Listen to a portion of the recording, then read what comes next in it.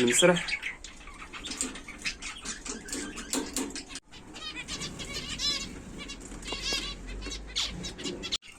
السلام عليكم الدراري، كي دايرين؟ بخير؟ كنتمنىكم تكونوا في احسن الاحوال.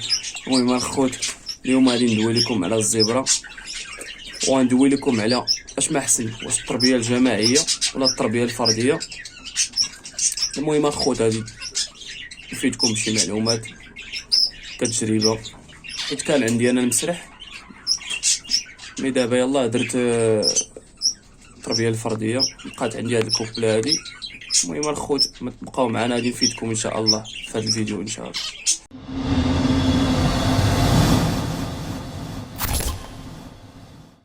المهم الاخوان، على بركه الله. المهم الخوت، اولا ندويو على التربيه الفرديه، ندوي على بحكم التجربه ديالي. اولا فاش يلاه جبت انايا الزبره اول مره، جبت كوبله شويه، زدت كوبلات. المهم جمعت عندي شي 3 د الكوبلات، بديت بالتربيه الفرديه، درتهم في القفوزه، بقاو عندي مده شهر تقريبا، ما بغاوش ينتجوا ليا والو. حتى دويت انا واحد الصديق وكنوجه ليه تحيه. المهم دويت انا وياه واقترح عليا، قال لي دير مسرح. المهم الخوت، وبديت. المهم درت فكره في راسي، حيت بزاف ديال الدراري كيفضلوا المسرح وكيقولوا المسرح راه كتخدم فيه تبارك الله ما شاء الله مزيان. صافي هي هذيك. المهم الخوت، وبديت خدام كنصيب في المسرح، بديت كنصيب في المسرح، حيت ما بغاوش يخدموا ليا بالتربيه الفرديه، بقاو شحال وما عندي محطوطين والو، ما بغاوش يخدموا. مع صيغه المسرح ما شاء الله لحت 3 د الكوبلات، زدت لهم واحد الكوبله، ما دازتش سيمانه ما وصلتش، وهما نيت ينتجوا ليا. وليت كنطلع عليهم، كنحط لهم الماكله كنزيد، كنخليهم على خاطرهم، كنحط لهم غير الماكله وكنطلع فيهم.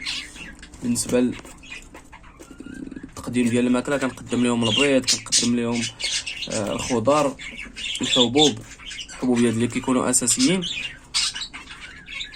صافي الاخوان، هي هذيك كما قلت لكم، مده سيمانات تقريبا ما كايناش، وانا نلقى هاد الكوبلانيت اللي دابا داير في القفص. لقيت هاد الكوبله ما شاء الله هي الاولى اللي بدات البيض.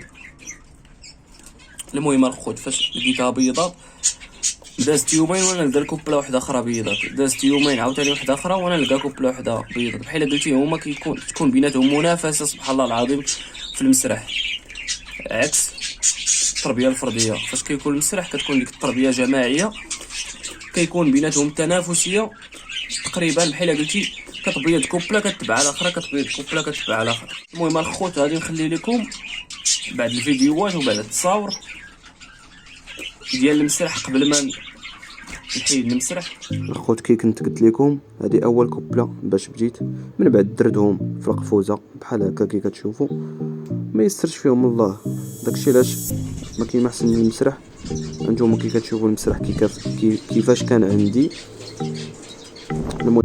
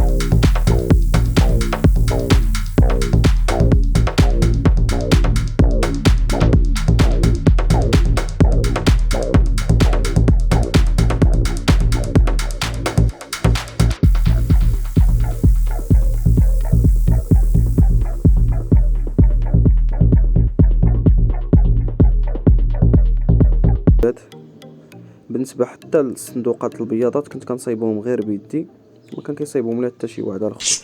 المهم الخوت المسرح حيدتو على حسب هاد الوقت دابا فصل الشتاء وهاد البرد اللي كاين وهادي، على ود هاد البرد اللي كاين دابا كيموتوا الفراخ في السجنات، خصوصا المسرح كيكون فيه البرد بزاف فصل الشتاء. داكشي علاش قررت نحيدهم. كان عندي البيروش في بلاصه واحده اخرى، قررت من البلاصه ديال المسرح ديال الزبره حيدتهم، بديت كنبيع فيهم حتى بقات عندي هاد الكوبله هي اللي بقات عندي، درتها في هاد الكاج وما شاء الله دابا راه تبارك الله راه حطات ليا واحد 6 البيضات، حاطه واحد 6 البيضات. دابا غادي ندخلو نفقدو العش. المهم الخوت هانتوما كي كتشوفوا تبارك الله ما شاء الله 6 ديال البيضات. يلاه مؤخرا باش حيدت لهم الوليدات ماشي بزاف، دابا راه تبارك الله حطوا 6 ديال البيضات. واخا ما كيبانوش من هنا الخوت ولكن غنحاول نقرب لكم. غنحيدو هاد الصندوقه من هنا، هادي ديجا كانت عندهم في المسرح.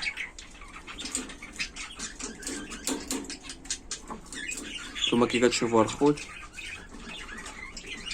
تبارك الله قلبتهم لقيتهم كاملين ملقحين، ان شاء الله يكون خير.